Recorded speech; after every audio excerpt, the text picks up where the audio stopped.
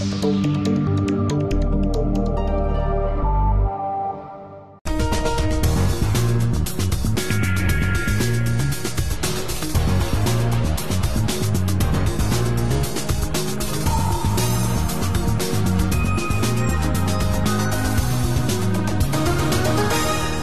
week on Quadriga, Greece, a lost cause. Greece actually went broke quite a while ago. Efforts to rescue the country simply aren't working. Despite a multi-billion euro bailout from the EU, Greece's debt has not diminished. In fact, it's grown. The economy is in a tailspin. The threat of bankruptcy looms large. Even Greek Prime Minister Lucas Papademos believes it's inevitable unless the country gets more help. At this point, Greece's withdrawal from the Eurozone is looking increasingly plausible. Your host this week is Terry Martin. Hello and welcome. Are we witnessing the final act in the Greek debt tragedy? Is it sensible for the rest of Europe to keep investing billions into this particular production? And what would happen if Greece really did leave the Euro stage? Those are some of the questions we're exploring this week on Quadriga. Joining Terry Martin in the studio, Theodore Kouvakas is the Berlin correspondent for the Greek weekly Real News.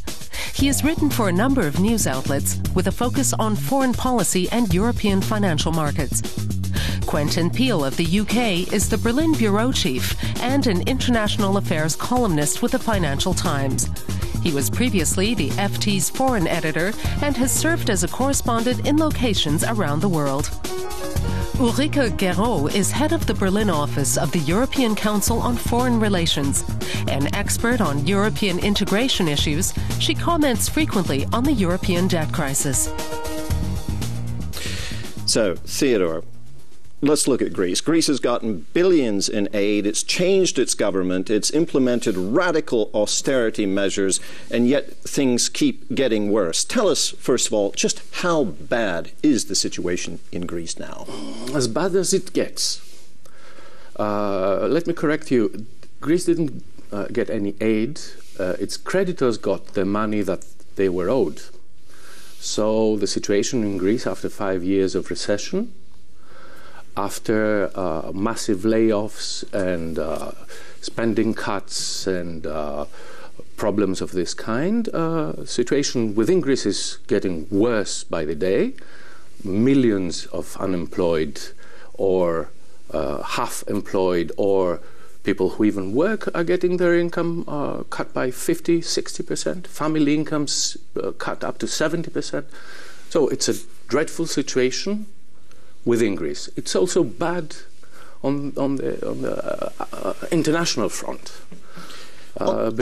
On the point, I just want to get back to that first point. There is a perception, at least, that a lot of the money that's being put aside to help Greece is actually flowing down a Greek drain somewhere, and that there's a huge loss. Are you saying that there's no money that is being lost from the rest of Europe to Greece? Well, if you see it as a German or a French taxpayer, yes, definitely. You have to borrow. Germans and French taxpayers borrow money to lend to Greece. They make a little profit out of that because of the interest rate. Assuming the debts are repaid. Yes. But on the whole, we have to see that nobody is profiting from this situation besides some people in the financial markets and a few speculators on the outside. Okay, Quentin, we were told that if Greece were to follow or to take its IMF medicine, do what the ECB and the EU said it should do, that things were going to get better. Now, Greece has done these things. It's implemented the austerity measures, as we mentioned. It took these rather radical, extreme steps to try to get its economy back on track, and yet things seem to be getting worse. Why? Well, I think, one, it was clear from the start that things weren't going to get better very quickly. This degree of austerity that Greece has had to go through and continues to have to go through in order to get its debt anywhere under control is so drastic it was going to bring the economy to a standstill. That's exactly what's happened. Now, the question is, can Greece turn around really its whole institutional structure, its whole political structure, the reforms that really never happened in Greece since it joined the European Union, that it's kept up with an awful lot of petty corruption in the system, an awful lot of bending the rules in the system. Greece has never really come in, and this is the moment of truth. Now, it's not going to turn the economy around quickly, and that's the problem. How do we get growth back into the system along with austerity? And it's a huge challenge. It's not just for Greece. Well, Greece clearly went into this crisis with bad cards. It was in a horrible situation financially in terms of its fiscal health. These institutions I mentioned came in and said, do this, do these things, and things should be getting better. But again, things don't seem to be getting better. Ulrike Guérot, I want to ask, were the measures that were introduced wrong? Has Greece somehow failed to do what it was supposed to do? What is flawed about this? There seems to be some surprise now that tax revenues are down, that pension contributions are down, that unemployment is up now, running around 18%. Should we be surprised by any of this? No, I think, and Quentin said it already, we shouldn't be surprised, because we knew it from the start that if you push a country into deep recession and austerity, that you cannot be surprised that you don't have a surplus and that you cannot basically do debt service. So we aren't surprised, and we knew it from the beginning, and there were many calculations out from the very beginning who said that mathematically spoken the debt of Greece is uncarable and is too heavy for this country. So no, also on the other side, the IMF measures and the measures of the European Union weren't bad. I mean, it was all good. The thing was, it was just one side. It was all on fiscal measures and all on fiscal control measures, and most of it didn't tackle the real problem of growth and of economic coordination. We did a little bit of stuff in the Euro Plus Pact in March, but these things haven't been really implemented for now, and investment does not come back to Greece, and this is the problem. So here we go. So are you saying that the rescue package, the conditions that were imposed on Greece were flawed? Not flawed, but say single-minded or only one leg. It's just the fiscal side that was highlighted: fiscal control, austerity measures, reduction, cutting of expenditure, but not really growth stimulations. Not really. I mean, we are talking about this Marshall Plan for Greece, and where you create growth and investment, and these things don't come together. That hasn't happened, and the problem was right from the start. It was clear that Greece's debt was unsustainable. Unsustainable, yeah. But Germany in particular wasn't prepared to write off Greece's debt until Greece actually did something to put its institutions in order. And so you got that. Now perhaps finally we may get to a point where there will be a Greek debt write-off. But Greece has had to go through absolute murder to get there. And the problem was time. You know, you needed also time to build a firewall around Greece. I mean, I think that was also a driving force behind the German position, that you wanted a firewall between Greece and the other countries to prevent domino effect before you write off Greek debt, that you assure that the countries has no infection capacity for other countries. I mean, this is what we have been seeing for months, that you had too many unknown risks in case of defaulting, that you preferred to not do it. So perhaps we are reaching a different point now. Theodore, I want to bring you in here on the question of why we're even having this show right now, this particular broadcast dealing with the Greek debt crisis. We've had, in the course of the last couple of years, quite a few programs of this kind, and there was this sense after last October, with the deal done at European level, that Greece was finally in a situation now where it might be able to pull out. Now there are rumors that Greece simply will not be able to repay its debts. The package that was agreed to the end of October, which included a 50% haircut among private investors for their loans that they had made to Greece, that now seems to be in danger. Why are things coming apart in this way right now? Because stakes are higher right now. Because what is on the table right now is some hedge funds who have bought lots of Greek debt at around 20% of nominal value. They don't want a deal to be done on the haircut, which would make things easier for the next 6 months, let's say, or a year. It's worth about 100 billion, I'm told. Yes, and they have in their hands lots of these bonds, which they want to cash in at full price or have their credit default swap contracts paid in full, which will be a very interesting situation for not only for Greece. They still stand to make a lot of money, even with a 50% haircut. They are going to make a lot of money one way or another, but they want more than less. Okay, I think that's the point up to here. So you think this? So this is why we're on the short term. On the short term. On the long term, I think that the problem is we should sit down and see the shortcomings of the European Union and the Euroland. There are lots of problems which have not been addressed. Politicians have wished crisis away. They don't go away if you wish them away.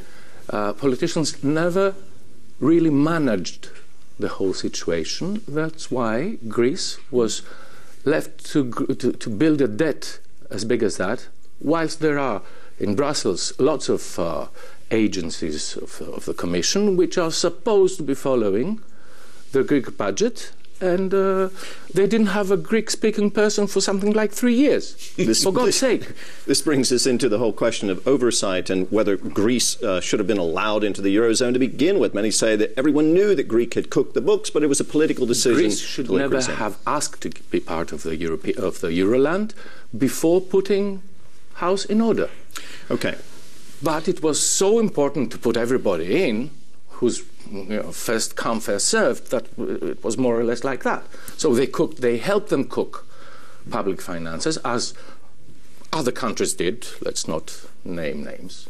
So it's interesting because you're raising the point of responsibility here, whether we're talking about Greece being responsible for the situation that it's in all by itself, or was there collusion, particularly among other European countries, even if they meant well. There is the perception that Germany has also contributed to the difficulties, not just contributed to the rescue package, but contributed to Greece's difficulties in different ways. I wanted to ask you, Ulrike, whether you feel that Germany, by its actions vis-à-vis Greece, has actually driven a few nails into Greece's coffin. Yes, I mean, nails that hurt Greece, yes, sure. I mean, Germany is not alone. I mean, there is a European system that now basically tries to control Greece or to bring Greece back on track. And I think what Quentin mentioned in the beginning, I mean, there's a complete lack of a state sort of notion, tax, rising tax, and this. So you need to need to restructure this straight from the bottom. But I mean, what you pose in your question is precisely the problem. It's perceived as being German measures, quote unquote, but it should be European measures, and there is this sort of unfortunate role that Germany has as a dominant country in this whole Euro crisis, which tends to create sort of misperceptions in what is really arriving in Greece. So it shouldn't be sort of the German whip, but sort of the European measures. But there was the earlier phase, it was to a significant extent German banks as well as French banks who lent Greece the money, who were buying Greek bonds initially far too easily, actually. Also issuing the bonds, not only lending. And therefore there was, in a way, monetary union was working as it was supposed to do. That was to say capital was transferring to Greece. But the price was completely wrong. There was no risk built into it. So the money was too easy in the beginning, and now the austerity is too much. We go from sort of famine to feast. But this is also, it's very important to point to this, because that is sort of the reckless lending argument from the German side, but which is not priced into the German discussion, because in the German discussion it's just, we are busy, the Greeks are late, they need to reform, la la la. But you don't have sort of the analysis of the crisis that there's also a German part of the problem and not only a German part of the solution, right? Well, Germany obviously plays an important role in all of this, and it's been keeping Chancellor Merkel on the edge of her seat. Now, she is hoping, of course, like the rest of us, that other EU countries don't get into similar difficulties. We've already seen some of that. While hosting the Italian Prime Minister Mario Monti this past week in Berlin, Chancellor Merkel appealed for solidarity. I want Europe to be strong. I want Europe to be competitive. And that's why we are doing all this together now. Not so that one can torment the others, but rather so that we can be a stronger continent together. A place where investors want to go. And where we can say, here we believe in the future.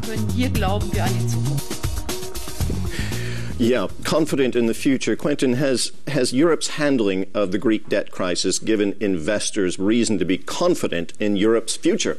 Clearly not. I mean, the investors are saying, we don't like this at all. It's always too little, it's always too late. So there's a real problem in the financial markets. The question is, I mean, this has now been going on for 2 years, effectively, and slowly Europe's been getting its act together. What's so interesting about the way that Frau Merkel responds to the crisis is she says short-termism is never the answer. We've got to have a long-term solution. The markets hate that. They want a short-term solution. They want actually to get their money back. And so the two aren't meeting up. Now, will we finally get to the point, maybe in the course of this year, where Chancellor Merkel's long-term solution finally produces enough confidence so that the markets come back and start investing money again in government bonds? In that clip we just saw there, Chancellor Merkel was appealing for more solidarity within the European Union. Theodore, do you feel that there is more solidarity now with Greece than there was, say, a year or two ago when this crisis was? Definitely. German and European politicians and the public opinion have been educated during this crisis. Now they understand what it means. I remind you, 2 years ago or a year and a half ago, most German media would say, let them get bankrupt, okay? It took something like a year for them to realize that if they get bankrupt, the whole Eurozone is going to have a problem. And Germany is not going to have its clients being able to buy its products anymore. Okay, yeah. It's a tricky situation. So there's a perception. It helped, this crisis helped Europe understand how things work. It's very important to see this because, in a way, I mean, we're not helping the Greeks. We're also helping the German banks. And why do we help the German banks? Not for saving the banks, but for saving the widows' retirement fund. I mean, this is basically the cycles we are in, you know. And we have been, I think, a little bit misleaded by bad communication about bad cop, good cop in this discussion. But basically, what we have to deal with is first some aspects of unregulated financial markets. Yeah, that got completely into perversion.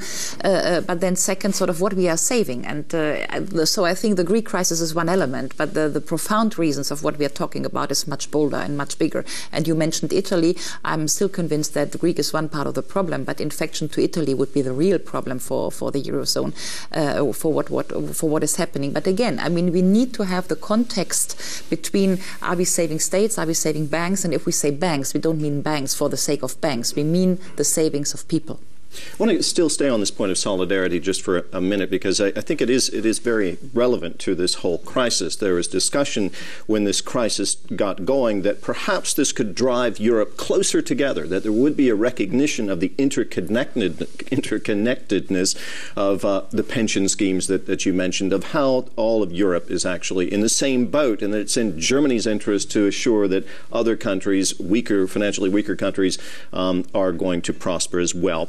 Ulrike, I know you deal a lot with European cohesion questions, about questions of how Europe is in terms of the individual countries vis-a-vis other countries.